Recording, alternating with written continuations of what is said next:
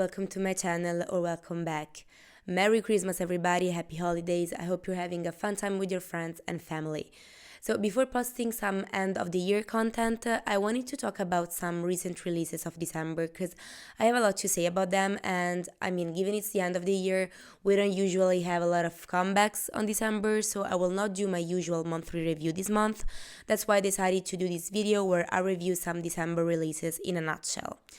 So grab a hot tea or a hot chocolate, something like that, and let's dive right into it.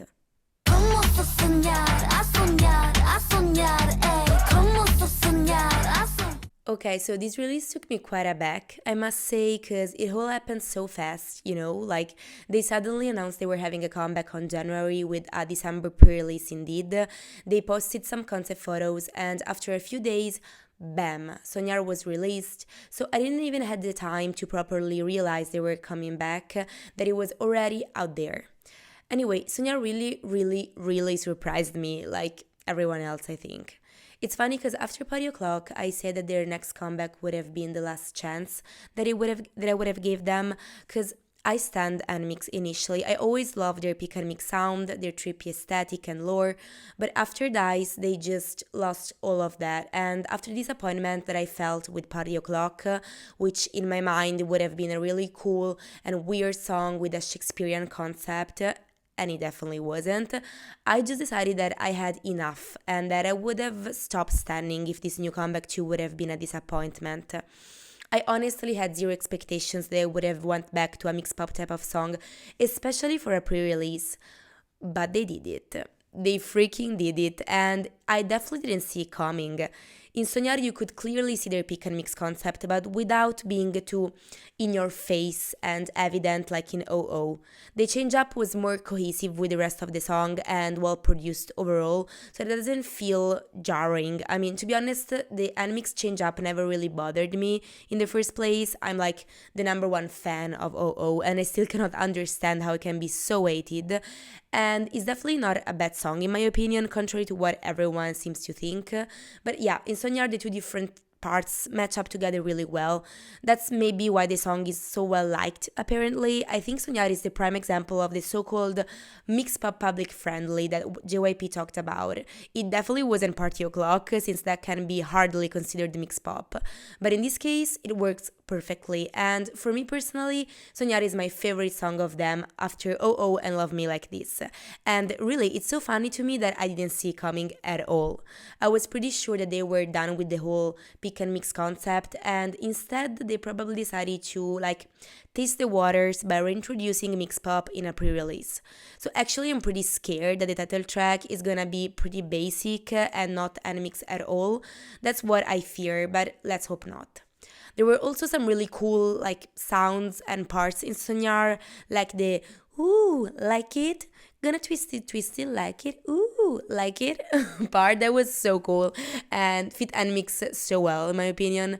The music video was nothing special, to be honest. Their MVs definitely took a downhill after the amazing music video that Dice had, but I have hopes for the title track. The styling was interesting. We basically got 3 group fits, the green one being nothing special in my opinion, but the pink one with the blonde wigs, oh my freaking god. I was so shocked when I saw these looks. I saw a comment saying that it was so XG coded, and I couldn't agree more. I love pink, I love it, and I love when a group had the same outfit for all the members, so I'm so in love with that styling. I really need a music show stage with those looks, and if I'm not gonna have it, I'm gonna be so disappointed, you have no idea. So yeah, overall, I really loved this release. It was completely unexpected, and to be honest, I feel more confused now about what to expect from them, because I don't want to have my hopes shattered again, but at the same time, I was looking for reconciliation with nmixx, and Soñar could be what I was looking for from them. nmixx, give me an aesthetic music video and some lore elements, and I will fall in love with you all over again. Born to be, born to be, born to be. Another pre-release from another JYP girl group. By the way, I don't know what's going on with companies lately. They decide to give a comeback to multiple of their girl groups around the same time. Same thing happened back in November with SM. Anyway, itzy, as everyone knows, it's in another weird and rather confusing position as well as nmixx. Everything they put out lately is subject to criticism, and they're always failing to release big hits, at least from an international point of view. So I'm honestly not that excited anymore about itzy's comebacks. I mean, I've never really been the biggest itzy fan, but now, seeing that they don't know which direction to take identity-wise, I have to admit that I lost a lot of interest in them. Of course, I consider them super talented and they are such sweet girls that I wish them the best, but I don't really think I'm ever gonna be a mixxy, to be honest. But regardless of all this, I'm really loving the promotion of this era. We're gonna have 3 music videos, I think, so 2 pre-releases and 1 title track, and also a solo song for every member, and that's very fun and entertaining. Anyway, moving on to Born to Be. Okay, I am the biggest girl crush lover you could ever find, so whenever a release screams girl crush, I'm all ear for it. Also, I think itzy's members embody this type of badass vibe super well, considering that they have a really great stage presence. So overall, I'm loving the vibe, I'm loving the styling, I'm loving the sound. I have to admit, the first time that I listened to the song, the chorus disappointed me a bit. I was expecting something more hard-hitting, and instead I felt quite underwhelmed, but then I listened to it again, and I started to love it. I still think the chorus could have been better, but overall it's a catchy, cunty song, and that's all I want, honestly. I love the rap verses, but I especially love the bridge slash dance break. I love the instrumental of that part. It gives that bad bitch vibes. I love it so much. The music video was actually just a performance video, so that's what it should have been called, but let's ignore that. So yeah, Born to Be, it's a bop in my opinion. It's just that, again, given the weird position in which itzy is, this comes off a bit confusing to me. I know that it's just a B-side, so of course it's not really a matter of musical identity or anything like that, but I just can't shake off the feeling that itzy is now releasing any type of song. I mean, it could be Girl Crush, could be a more chill song, could be a quirky one. I mean, I just can't see them in a specific direction, which doesn't mean releasing the same thing all over again, okay? It just means to have a strong identity, something that makes people say, this is definitely an itzy song, and unfortunately, they really don't have that, in my opinion, and at this point, I doubt they will ever have it. But I mean, regardless, I'm so curious to see the other pre-releases that is gonna come out in a few days, and the title track, of course. So I'm definitely ready to be surprised.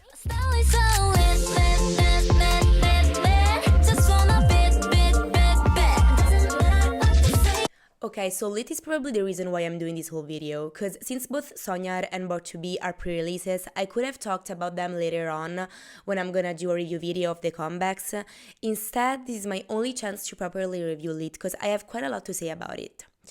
So this is stayc's second Japanese single after Poppy last year, which was a massive hit.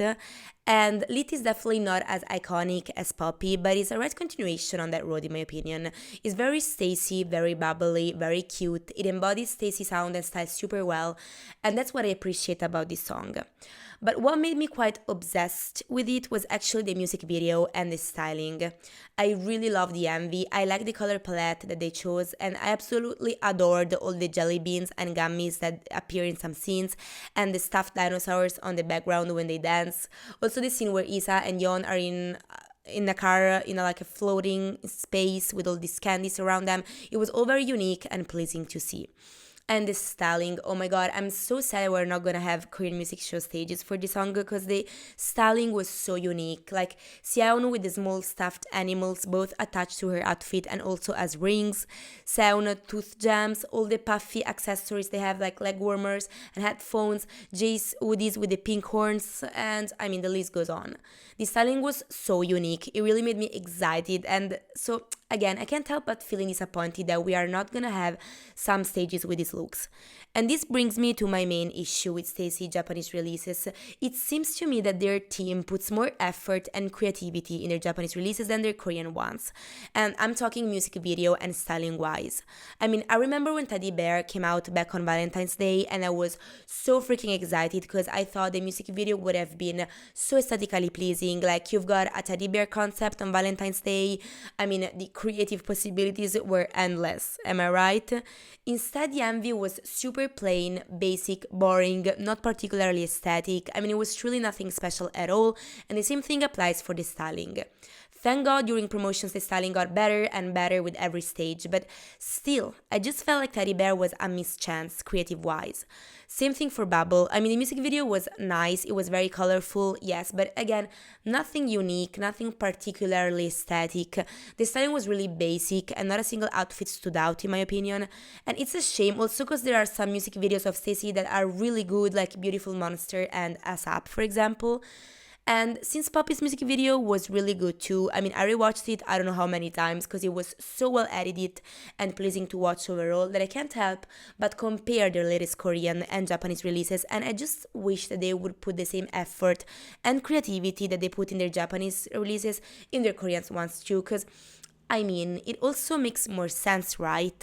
That's a release that you're gonna promote on music shows and that is inevitably gonna be more popular than a Japanese single, or at least that's how it should be, because actually, even though both Teddy Bear and Bubble went pretty well in Korea, if I'm not mistaken, they definitely failed to be as popular as Poppy was last year, which I mean, is not a good sign when a Japanese single gets more recognition than a Korean comeback, right? Anyway, yeah, I really hope that in 2024, CC Creative Team is gonna upgrade their game, because they definitely can and they should.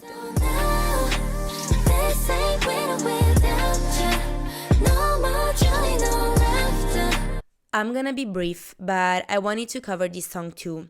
XG released late this year. They gifted us with so many bops and a lot of creative music videos and looks. They really solidified their position as one of my favorite girl groups ever, so I couldn't be more excited for what they have in store for us. Winter Without You is not really my cup of tea because I'm not a fan of slow songs in general, but their vocals are just so out of this world that I cannot help but having goosebumps whenever I hear this song. As always with the XG, even though it's just a special release, the music video was so pretty with all the snow scenes and the northern lights, and the wintry puffy outfits were on point. It was really an amazing Christmas gift from XG overall.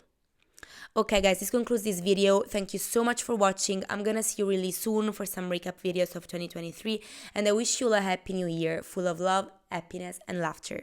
Bye!